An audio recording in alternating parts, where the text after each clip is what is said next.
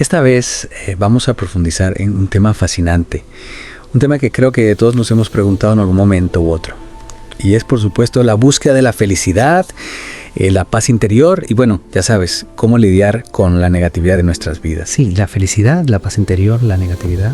Grandes temas, sin duda. Y vaya reto que nos has planteado con las fuentes que has seleccionado. Exacto. Ok. Bueno, para ser claros, estamos hablando de los extractos de El Poder de la Hora que nuestro oyente nos envió. Así que gracias por eso. Nuestro objetivo hoy es realmente profundizar en la diferencia entre felicidad y paz interior.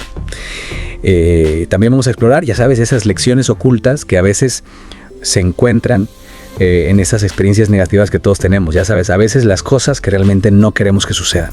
Porque sí, parece que la vida tiene una forma de, ya sabes, de ponernos a prueba de vez en cuando. Sin duda.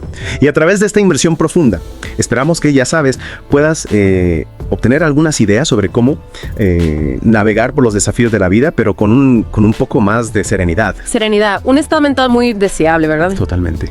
Y creo que para empezar, hay algunas preguntas que surgen de las fuentes que creo que vale la pena abordar. De acuerdo, dispara.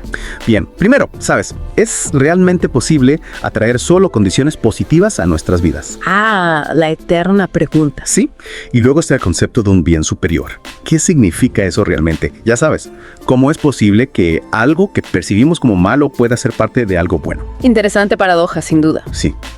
Y por último, ya sabes, esta es profunda. ¿Es posible encontrar la paz incluso en medio de, digamos, una pérdida profunda o, ya sabes, una tragedia? Preguntas desafiantes que requieren respuestas matizadas. Así que vamos a sumergirnos. Totalmente. Empecemos con la diferencia entre felicidad y paz interior. ¿Cómo las distinguimos? Bueno, creo que es crucial entender que la felicidad, tal como la experimentamos a menudo, depende de condiciones externas. Ya sabes, depende de que las cosas vayan como nosotros queremos. Si tenemos éxito, si tenemos buenas relaciones, si gozamos de buena salud, entonces nos sentimos felices. Ya, como si la felicidad fuera algo que se puede conseguir si las circunstancias son las adecuadas. Exacto. Pero la paz interior es algo completamente diferente. No depende de lo que ocurra afuera. No está condicionada por las circunstancias. Entonces es como un estado interno que no se ve afectado por lo bueno o lo malo que nos pase. Exactamente. Es como si la felicidad fuera una flor que florece solo bajo ciertas condiciones, mientras que la paz interior es la tierra fértil de la que puede brotar cualquier flor, incluso en medio de una tormenta. Ya, veo. Entonces, una pregunta que me surge, y estoy seguro de que muchos de nuestros oyentes también se la han hecho, es si el pensamiento positivo puede atraer condiciones positivas a nuestras vidas, ¿por qué seguimos experimentando cosas negativas? Bueno, es una pregunta muy válida. Y la respuesta, creo, radica en comprender que lo que percibimos como negativo a menudo contiene lecciones valiosas, lecciones que pueden llevarnos a un crecimiento y una comprensión más profundos. Entonces, ¿estás diciendo que estas experiencias negativas en realidad pueden ser oportunidades de aprendizaje? Exactamente. Los límites, los fracasos, las pérdidas, incluso las enfermedades y el dolor pueden ser nuestros mejores maestros. Nos obligan a confrontar nuestra vulnerabilidad, a desarrollar la resiliencia y a cultivar la compasión. Es como si esas experiencias nos hicieran más fuertes, más sabios. Sin duda. Nos ayudan a desarrollar una perspectiva más amplia, una que trasciende la simple dualidad de bueno y malo. Entonces, estás sugiriendo que tal vez no deberíamos etiquetar las experiencias como buenas o malas en primer lugar. Desde una perspectiva más elevada, las cosas simplemente son neutras. Es nuestra mente la que las juzga y las etiqueta. Y al aferrarnos a esos juicios, creamos sufrimiento innecesario. Eso me hace pensar en la historia de Adán y Eva en el jardín del Edén. Ya sabes, donde comen del árbol del conocimiento del bien y del mal. Exacto. Esa historia puede interpretarse como una metáfora del momento en que la mente humana comenzó a dividir la experiencia en bueno y malo, separándose así de la unidad original y entrando en el reino de la dualidad y el sufrimiento. Entonces el paraíso podría verse como un estado de aceptación total, sin juicios, sin la necesidad de etiquetar las experiencias. Precisamente, un estado de pura presencia donde lo que es, simplemente es. Pero ya sabes, hablando de aceptación, hay una objeción que me viene a la mente. Para alguien que está pasando por un momento realmente difícil como la pérdida de un ser querido, decirle que acepte la situación puede sonar insensible, como si estuviéramos negando su dolor. Lo entiendo. Y es importante aclarar que la aceptación no se trata de negar o reprimir las emociones. No se trata de fingir que algo no está mal. Entonces, ¿de qué se trata? Se trata de permitir que sea como es. Se trata de reconocer la realidad del momento presente, sin resistencia interna. sin la lucha mental de desear que las cosas fueran diferentes. Entonces, en lugar de luchar contra la realidad, se trata de abrazarla por dolorosa que sea. Exactamente. Y este permitir nos libera de esos patrones de resistencia de la mente, que son los que realmente intensifican el sufrimiento. Y dijiste que este proceso de aceptación está relacionado con el perdón. ¿Cómo se conectan? Bueno, el perdón es esencialmente aceptar lo que es, incluso si lo que es nos parece inaceptable. Es dejar ir la necesidad de culpar, de tener razón, de aferrarnos al pasado. Entonces, el perdón nos libera del peso del pasado y nos permite estar más presentes en el ahora. Exactamente. Y perdonar el presente, permitir que cada instante sea como es incluso más importante que perdonar el pasado. Interesante. Porque al aceptar cada momento tal como es, evitamos que se acumule el resentimiento y el dolor que luego tendremos que sanar. Ok, ahora quiero volver a lo que mencionaste antes. La posibilidad de encontrar paz incluso en medio de una gran pérdida o tragedia. ¿Puedes profundizar un poco más en eso? ¿Cómo es posible sentir paz cuando, ya sabes, la felicidad parece inalcanzable? Bueno, en esos momentos de profunda tristeza, si nos rendimos a lo que es, si dejamos de luchar contra la realidad, podemos acceder a un nivel de paz que está más allá de la felicidad o la tristeza. Un tipo de paz que no depende de las circunstancias externas. Exacto. Es una serenidad profunda, una quietud interior, una presencia que está siempre ahí, debajo de la superficie de las emociones fluctuantes. ¿Y cómo accedemos a esa paz? Simplemente dejando ir la resistencia.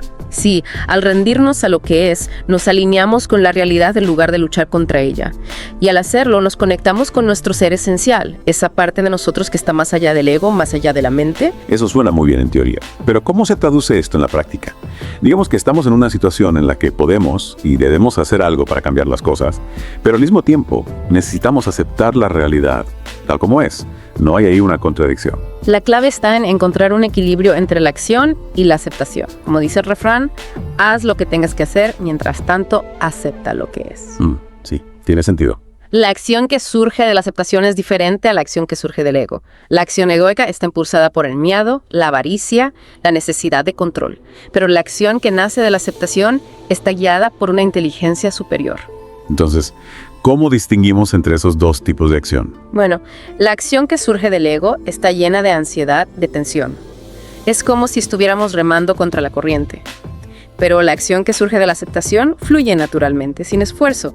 Es como si nos dejáramos llevar por la corriente del río. Ya, como si estuviéramos en armonía con el flujo natural de la vida. Exactamente.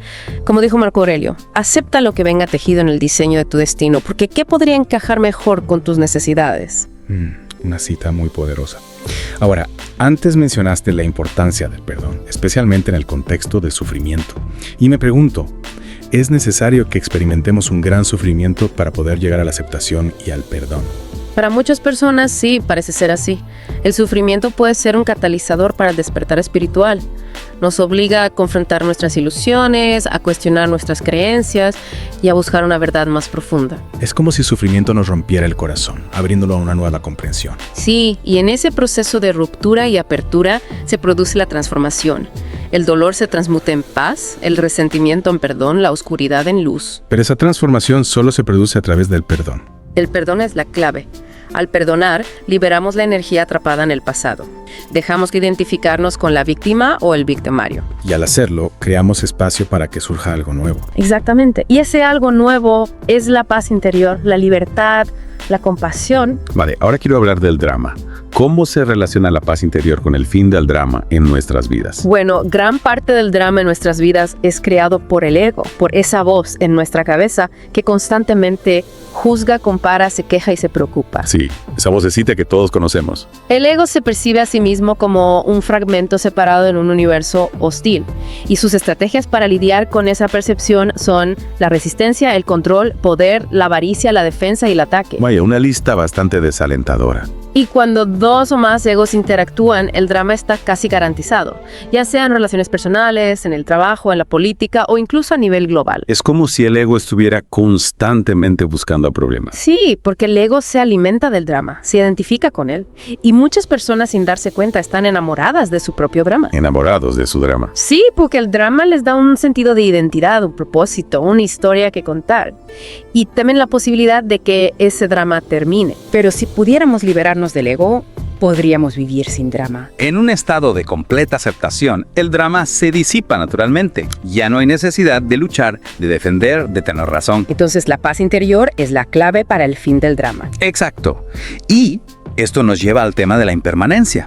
Porque una vez que reconocemos la naturaleza transitoria de todas las cosas, ya no nos aferramos tanto a ellas. Y al soltar el apego, el drama se desvanece. Hablando de impermanencia, me parece que a menudo nos resistimos a los ciclos de la vida, especialmente a los que consideramos bajos.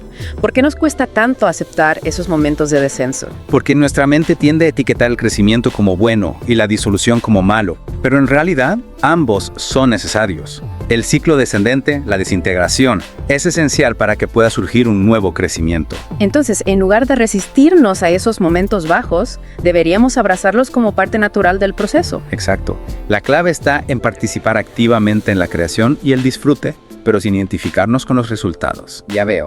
Cómo disfrutar del viaje sin aferrarnos al destino. Precisamente. Y esto se aplica a todos los aspectos de la vida, desde nuestras relaciones hasta nuestras carreras e incluso nuestra propia energía física. Entonces, es importante reconocer que nuestra energía también fluctúa en ciclos. Sin duda. Hay momentos de alta energía y momentos de baja energía. Y es crucial honrar ambos ciclos. Resistirse a los momentos de baja energía puede incluso manifestarse como enfermedad. Interesante. Y ya que estamos hablando de ciclos, me gustaría conectar esto con las enseñanzas espirituales sobre la impermanencia. El Buda enseñó que todas las condiciones son impermanentes, inestables, en flujo constante. Y Jesús nos aconsejó no acumular tesoros en la tierra donde la polilla y el orín corrompen y donde ladrones minan y hurtan. Entonces, la sabiduría de estas tradiciones espirituales apunta a misma verdad. Nada es permanente en este mundo. Exacto. Y mientras la mente se aferra a la ilusión de la permanencia, crea sufrimiento. Porque cuando las condiciones cambian, como inevitablemente lo hacen, nos resistimos, nos aferramos a lo que fue y sufrimos. Exacto. Y esta resistencia al cambio es la raíz de gran parte de nuestro sufrimiento. Entonces, reconocer la impermanencia no se trata de ser pesimista, sino de ser realista, de aceptar la naturaleza fluida de la vida. Precisamente. No se trata de dejar de apreciar las cosas buenas, sino de no buscar en ellas lo que no pueden dar. Una felicidad permanente, una seguridad absoluta. Ya veo.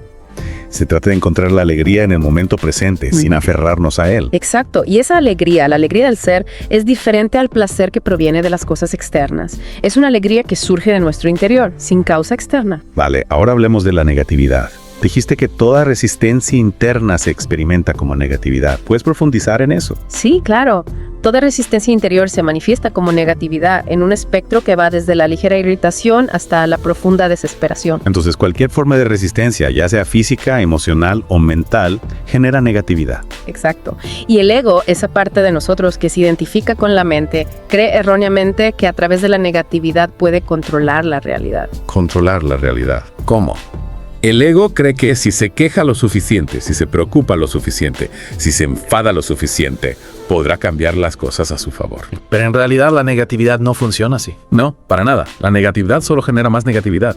En lugar de atraer lo que deseamos, lo repele. Y en lugar de eliminar lo que no queremos, lo perpetúa. Entonces la negatividad es una trampa. Sí, y una trampa muy pegajosa, porque una vez que nos identificamos con nuestra negatividad nos cuesta mucho soltarla. ¿Por qué nos aferramos tanto a ella? Porque el ego se alimenta de la negatividad. La negatividad le da un sentido de identidad. Y muchas personas, sin darse cuenta, se resisten al cambio positivo porque temen perder esa identidad. Es como si la negatividad se convirtiera en parte de nuestra zona de confort. Exactamente. Pero la verdad es que la negatividad es antinatural. No es nuestro estado natural. Si observas la naturaleza, verás que las plantas y los animales no experimentan negatividad de la forma en que lo hacemos los humanos. Entonces, la negatividad es una creación de la mente humana. Sí, es un subproducto del ego, de la identificación con la mente. Y aunque las emociones negativas pueden contener información valiosa sobre nuestras vidas, es importante no quedarnos atrapados en ellas. Entonces, ¿cómo podemos liberarnos de la negatividad? La clave está en la presencia. Al volvernos completamente presentes, la negatividad se disipa naturalmente. Es como si la luz de la conciencia disolviera la oscuridad de la negatividad. Pero a veces es difícil estar presente, especialmente cuando estamos abrumados por emociones negativas. ¿Qué podemos hacer en esos momentos? Bueno, lo primero es reconocer la negatividad sin juzgarla. Simplemente observarla, sentirla en el cuerpo sin identificarnos con ella. Y eso es suficiente para disolverla. A veces sí, a veces no. Si no podemos soltarla, podemos intentar volvernos transparentes a ella. Volvernos transparentes. ¿Qué significa eso? Imagina que eres como el aire y la negatividad es como el viento. Deja que el viento sople a través de ti sin resistencia. No te aferres a él. No te identifiques con él. Suena como una práctica interesante. Sí, y puede ser muy efectiva, porque al no resistirnos a la negatividad le quitamos su poder. Y hablando de prácticas, ¿qué consejo le darías a alguien que ha estado buscando la paz interior durante mucho tiempo, pero aún no la ha encontrado? Le diría que deje de buscarla. Dejar de buscarla. Sí, porque la búsqueda misma crea conflicto interno. Crea la ilusión de que la paz está en otro lugar, en el futuro, en algún logro externo. Entonces, ¿qué deberíamos hacer en lugar de buscarla? Aceptar la falta de paz. Perdonarnos a nosotros mismos por no estar en paz. Y en ese momento de aceptación, paradójicamente, la paz surge naturalmente. Suena como una paradoja. Lo es, pero es una paradoja que contiene una profunda sabiduría. Como en la historia Zen de Van San, la iluminación llega cuando dejamos de buscarla y simplemente aceptamos lo que es. Ya veo. Se trata de rendirse al momento presente sin resistencia. Exacto. Y este acto de rendición nos abre a la posibilidad de la paz interior, incluso en medio del caos y la incertidumbre. Vale, para terminar, hablemos de la compasión. ¿Cómo se relaciona la paz interior con nuestra capacidad de conectar con el sufrimiento de los demás? Bueno, la paz interior no es un estado de aislamiento. No se trata de retirarse del mundo y sus problemas. Entonces, ¿no es una especie de egoísmo espiritual? No, para nada. De hecho, la verdadera compasión solo es posible cuando estamos en paz con nosotros mismos. ¿Por qué? Porque cuando estamos en paz interior, ya no nos vemos a nosotros mismos como separados de los demás. Reconocemos nuestra interconexión fundamental. Entonces, la paz interior nos permite conectar con el sufrimiento de los demás desde un lugar de comprensión y empatía. Exacto. Y esa conexión da lugar a la compasión, al deseo genuino de aliviar el sufrimiento de los demás. Y esa compasión ¿es solo un sentimiento o se traduce en acción? La verdadera compasión siempre se traduce en acción, pero la acción que surge de la compasión es diferente a la acción que surge del ego. ¿En qué sentido? La acción egoica a menudo está motivada por la culpa, la obligación o el deseo de reconocimiento. Pero la acción compasiva surge naturalmente del deseo de aliviar el sufrimiento sin esperar nada a cambio. Entonces, la acción compasiva es desinteresada. Sí, y es mucho más efectiva que la acción egoica. Porque cuando actuamos desde un lugar de compasión, nuestra energía es pura, nuestra intención es clara y nuestra presencia tiene un poder transformador. Muy interesante. La compasión es una fuerza poderosa para el cambio, tanto a nivel individual como colectivo. Bueno, creo que hemos cubierto mucho terreno en esta inversión profunda. ¿Te parece bien si resumimos las ideas clave? Por supuesto. Empezamos hablando de la diferencia entre felicidad y paz interior, y cómo la felicidad a menudo depende de condiciones externas, mientras que la paz interior es un estado interno que no se ve afectado por las circunstancias. Correcto. Luego hablamos de cómo las experiencias negativas pueden ser oportunidades de aprendizaje y cómo la aceptación, el perdón y la presencia son claves para transformar el sufrimiento en paz. También exploramos la naturaleza del ego, cómo crea drama y cómo podemos liberarnos de sus garras a través de la aceptación y la comprensión. De acuerdo. Y finalmente hablamos de la importancia de la impermanencia, la compasión y la acción compasiva como caminos hacia un mundo mejor. Muy bien resumido. Espero que esta inmersión profunda les haya dado a nuestros oyentes algunas ideas sobre cómo navegar por la vida con más paz, claridad y propósito. Sin duda. Y para que sigan pensando, les dejo esta pregunta. ¿Cómo afecta su propia resistencia a lo que es, a su experiencia de vida? ¿De qué maneras crea drama innecesario y les impide acceder a una paz más profunda? Una pregunta para reflexionar. Gracias por acompañarnos en esta inmersión profunda. Y como siempre, gracias a nuestro oyente por enviarnos las fuentes que inspiraron esta conversación. Hasta la próxima. Adiós.